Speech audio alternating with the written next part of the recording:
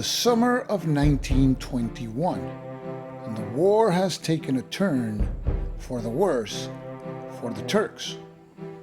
The Russian White Army of Pyotr Wrangel has joined the Greeks and is advancing towards Ankara. The Greeks and the Russians are about to wipe out the Turkish forces in Balıkesir and Bursa. Meanwhile, the Turks are scrambling, and their units holding the line are in bad shape. The Turks have not managed to push back the Armenians in the mountains, but now the Armenians have a new problem to worry about as Bolshevik forces approach their rear. Because the Grand National Assembly event has been triggered, Phase B events are now placed in the cup.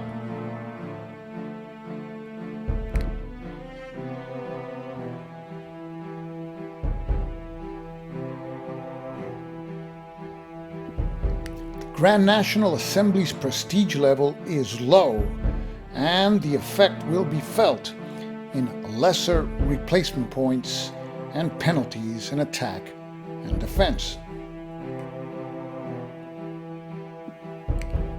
French withdrawal. The French evacuate Cilicia and Turkish nationalist forces can enter Adana. Also, all French units are now withdrawn. The French division in the international zone, as well as the 2 French units in Adana, are withdrawn. Next event, and it's another Turkish weapons purchase event. This one is the one for the Phase B. It's the same effect as the previous similar event. The Turks procure weapons, and 2 additional replacement points are given to the Turkish Nationalist Army.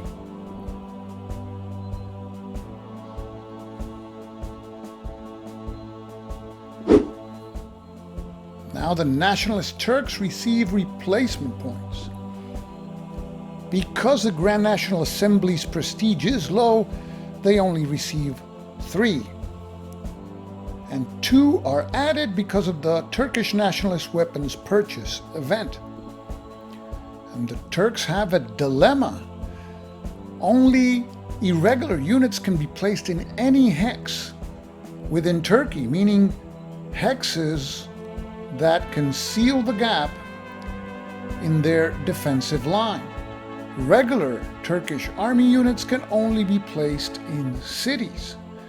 And by placing irregular units, the Turks are open to subversion of said irregular units during the upcoming imperialist replacement point phase. So the Turks this time purchase no irregular units.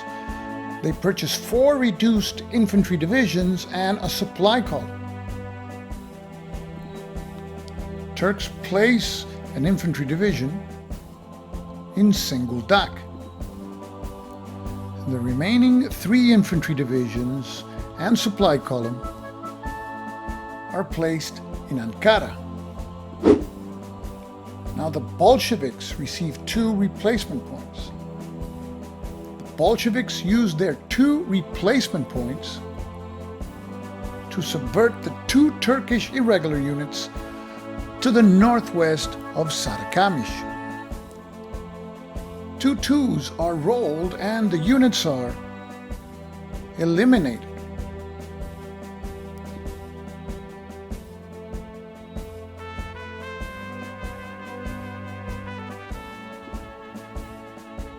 Now the Armenians, with 5 replacement points, purchased 2 infantry brigades, 2 irregular units, and a supply column.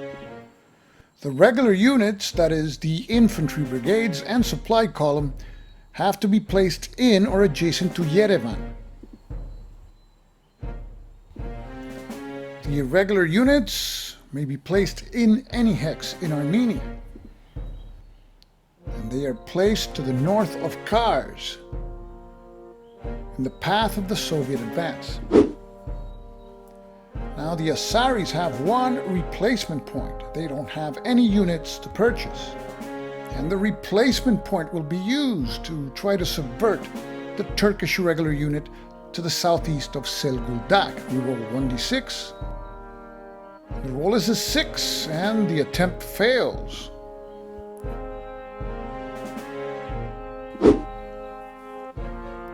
The White Russian army receives no replacement points.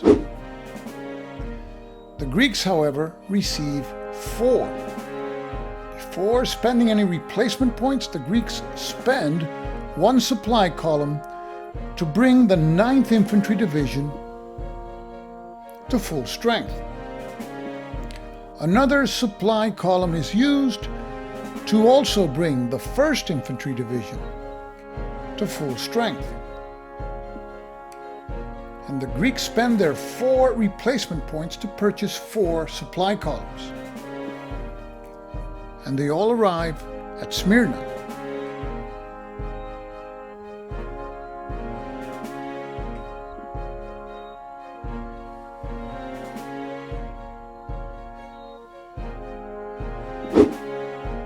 Now it's the Armenians' turn to move and fight. The Armenians know that the Bolsheviks will be attacking from the north, and they have currently a gap in their line in the mountains. So the Armenians begin by sealing off the approach from the south. And they also deploy one of their irregular units to fill the gap. Turning now to the area around Yerevan. The Armenians move one of their brigades to the northeast of Yerevan to seal off any approach in a roundabout route to the city. The supply column in Sarikamish moves to Kars. And the supply column to the southwest of Kars also moves to a more central position in order to facilitate supporting any Armenian units that are attacked. The Armenians conduct no attacks. Now to the Asaris. The Asaris cannot leave their homeland, and they're hoping that the Bolsheviks leave them alone for now. So they do not move any units. On to the Greeks. The Greeks have 3 Turkish infantry divisions isolated at Balıkesir and Bursa. And together with the Russians, the Greeks have a chance of surrounding 4 additional Turkish infantry divisions. The Greeks move one of their cavalry brigades and one of their divisions to the hex to the east of Afyon. And their 11th Infantry Division follows along.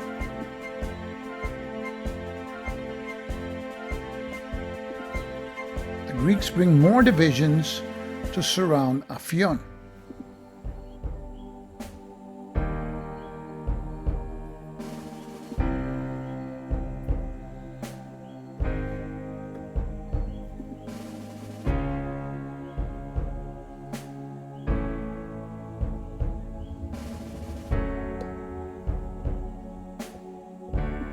The Greeks moved their 9th Infantry Division to a position adjacent to Bursa, and they moved their independent infantry division 1 hex southeast of Balıkesir.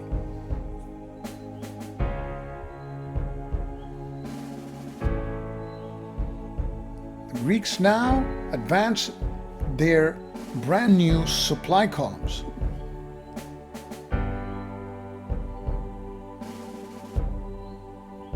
Now to the Greek attacks. And the Greeks begin by attacking the 15th Turkish Infantry Division in Bursa. The Greeks have 8 attack factors, the Turkish 4, 2 to 1, but because Bursa is a city, that's reduced to 1 to 1. However, because the Turks are unsupplied, each unit that participates in combat causes a column shift. So the odds are now increased again to 2 to 1. And because the Grand National Assembly prestige level is low, there is a further column shift to the right. And that increases the odds to 3 to 1. In addition, the Greeks now use one of their adjacent supply columns and an air support unit. The Turks decide not to contest the air support unit. So we roll 1d6 and we add 1. The roll is a 6 modified to a 7, air superiority, and a further column shift to the right. The final odds ratio is 5 to 1. We roll 1d6. The roll is a 2, a bloody exchange. Each side loses 2 steps. The Turkish 15th Division is a 2-step unit and it is eliminated. Now the Greeks have to eliminate 2 steps. And they reduce their 9th and 15th Infantry Divisions and they occupy Bursa.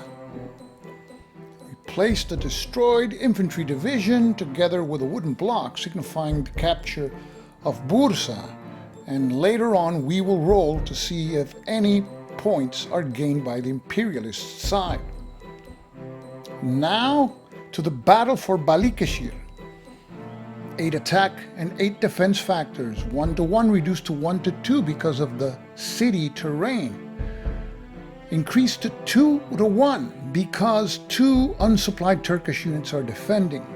Increased to 3 to 1 because of the Grand National Assembly's low prestige level. And now the Greeks use one of their supply columns to increase the odds to 4 to 1. And they bring their second air support marker. The Turks decide not to use their air support marker. We roll 1d6 and add 1. The roll is a 1 modified to a 2, no effect. The final odds are 4 to 1. We roll 1d6. The roll is a 5 and the Turks lose 3 steps. And 3 steps is what they had, so both infantry divisions are eliminated. The Greeks lose no steps. They advance and occupy Balıkesir. For now, the imperialists will roll 5 dice to see if they can continue to lower the Grand National Assembly prestige level. There's still one more battle. For the Greeks, an all-out assault against Afyon. 17 attack factors versus 3.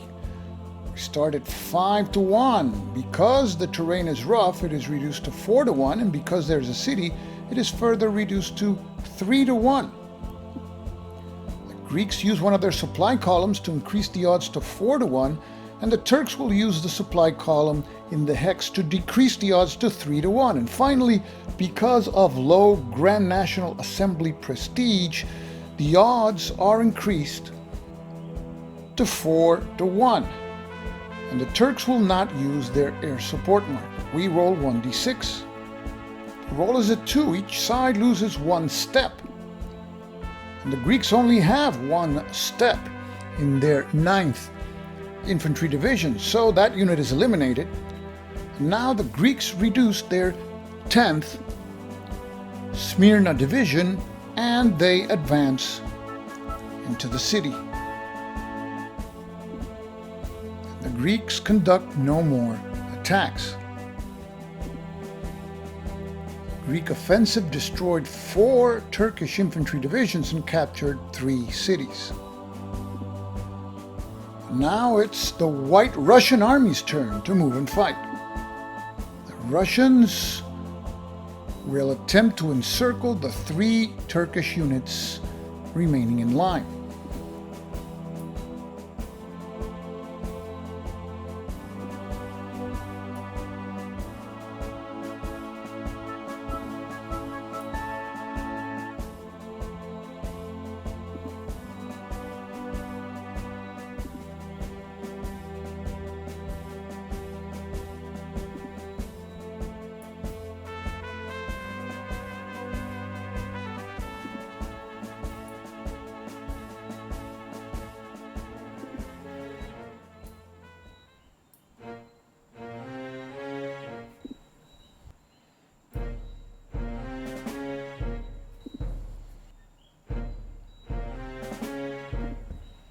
The Russians will try to finish off the Turkish defenders, and first they launch an attack against the Turkish 23rd Infantry Division.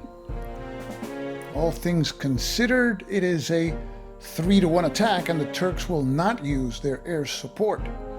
We roll 1d6. The roll is a 4. The Turks suffer 2 step losses. They only have 1, so they are eliminated, and all Russian units are 1-steppers, so they have to eliminate 1 also. They eliminate an infantry brigade and decide not to occupy the vacated hex. Now, the Russians attack the 60th Turkish Infantry Division. Final odds are 3-to-1. Roll is a 2 and each side loses 1 step. The Turks, already reduced, are eliminated, and the Russians have to eliminate 1 of their units. They eliminate another infantry brigade and decide not to occupy the vacated hex. And now, 5 Russian units attack the Turkish 14th Cavalry Division. The Russians have a total of 8 combat factors to 1 of the Turks. So we start in the rightmost column, 7-to-1.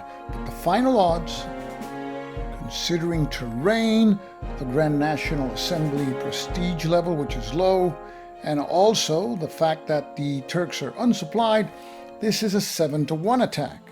We roll 1d6, a 5, and the Turks are pulverized. The Russians suffer no losses and occupy the vacated hex. This last string of Russian attacks added 3 more Turkish units lost, while the Russians lost 2. And that concludes the imperialist movement and combat phase. Now it's the Turks' turn to move and fight with what they have left. The Turks decide to form a line and concentrate their forces near Ankara.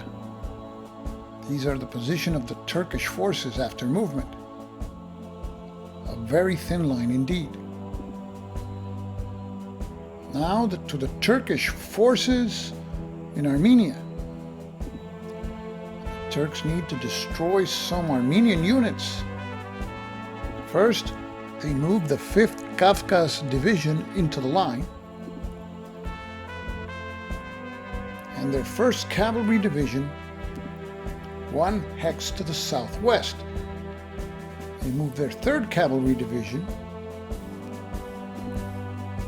into hex 1920, and Ataturk moves behind the line to support one of the 2 upcoming attacks.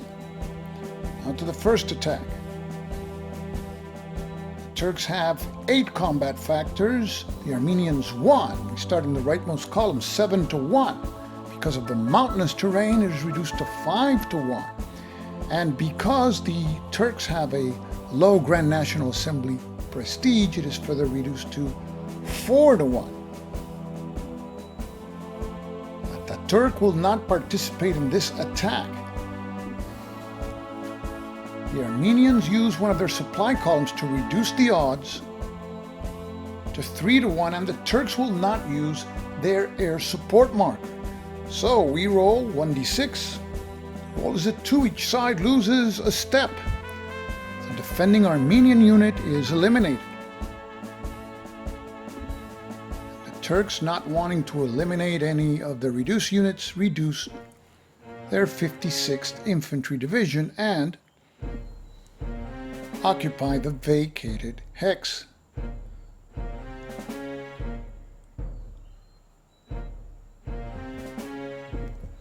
Now the Turks use 2 of their cavalry divisions to attack an irregular Armenian unit in the mountains. Also, they bring their air support marker, and the Armenians will try to retreat before combat. There is a +1 because the Turks have cavalry, another +1 because they're using their air support marker for a +2, but there is a -1 because the defending irregulars are mountain terrain for a final +1. So we roll 1d6. The result is a 5 modified to a 6, and the attack goes through. The odds 8 against 1, we start in the rightmost column, 7 to 1, reduced to 5 to 1 because of the mountains. Because of the low Grand National Assembly prestige for the Turks, it is further reduced to 4 to 1, increased to 5 to 1 because of Ataturk. And now we have to roll for the effect of the air support marker. And we add a +1, a 2 modified to a 3, recon. There are no adjacent Turks which are not adjacent to an Armenian unit. So the final odds are 5 to 1, and we roll 1d6. A 1, each side loses a step. The 1-step Armenian irregulars are eliminated, and the Turks have to reduce one of their powerful cavalry divisions in order to not lose a unit. Now the Turks advance into the vacated hex. That's the end of the Turkish movement and combat phase. The Turks only managed to destroy 2 Armenian units. Now on to the Bolsheviks, and whatever the Bolsheviks destroy does not count for Grand National Assembly prestige. The Bolsheviks have no supply columns, and time is running out for their allies, the Turks. The Bolsheviks move their cavalry divisions south.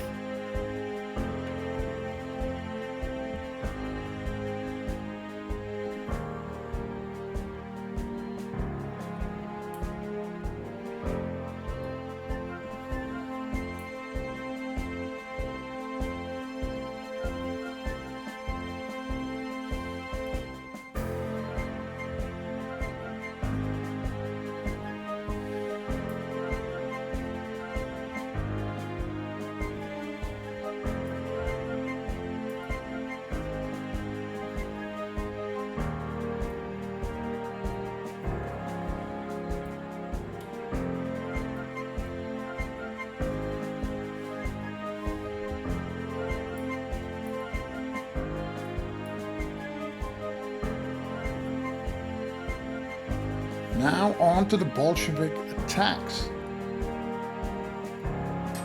First, 3 Bolshevik units, all cavalry divisions, attack an Armenian infantry brigade to the east of Kars.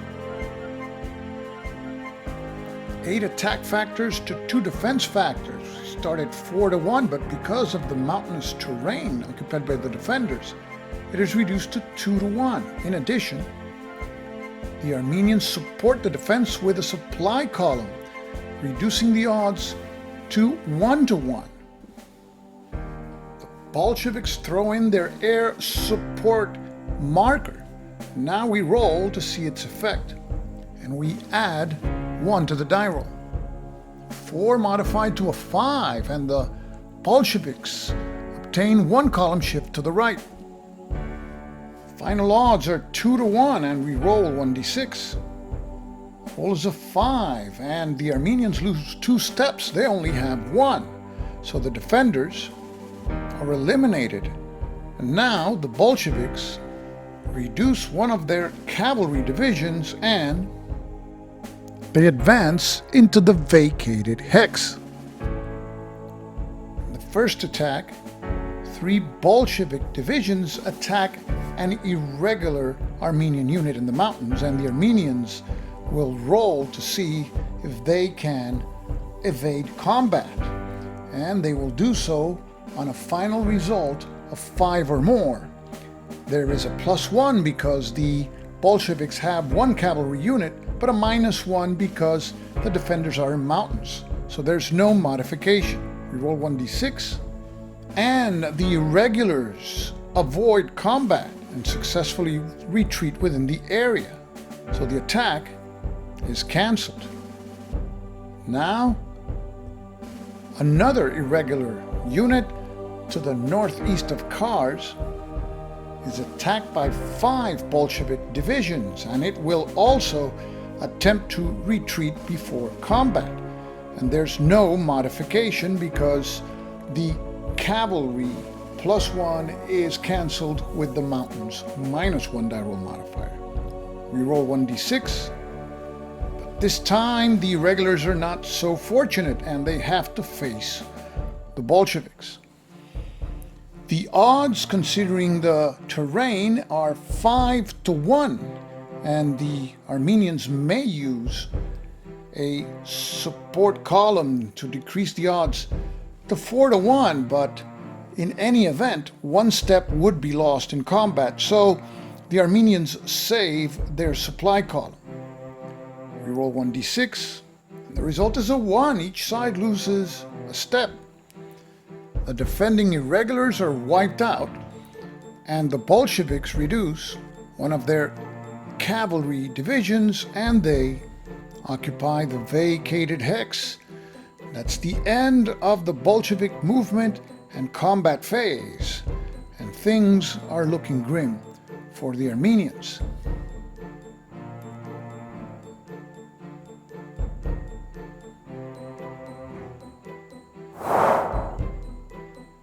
Now we roll for nationalist and imperialist points that can affect the Grand National Assembly prestige level, which is low right now.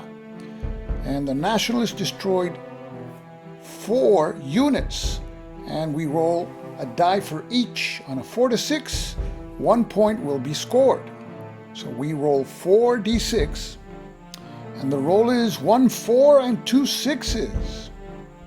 So the nationalists score 3 points. Now the imperialists roll. They destroyed 7 units and captured 3 cities. So they roll 10 d6s, and they score points on rolls of 1 to 3. So we rolled 10 d6s, and they only rolled 1 1 and 2 3s, also 3 points. And because each of the sides scored the same number of points, the level remains the same at 3, which is still low. And now we move on to the fall of 1921. The Greeks and Russians have advanced, and the Russians are at the doors of Ankara. The Turks are spread out thin. In the Armenian front, the Turks have finally gained some ground as their allies, the Bolsheviks, fall upon the Armenians from the north and are about to capture Yerevan and Kars. Will the Turks hold the line before Ankara? Will they be able to finish off the Armenians and shift their forces west? Can the Armenians hold long enough for the Russians and the Greeks to capture Ankara? Stick around for the next episode of The War for Turkish Liberation. This is Stuka Joe, signing off for now. Thanks for watching.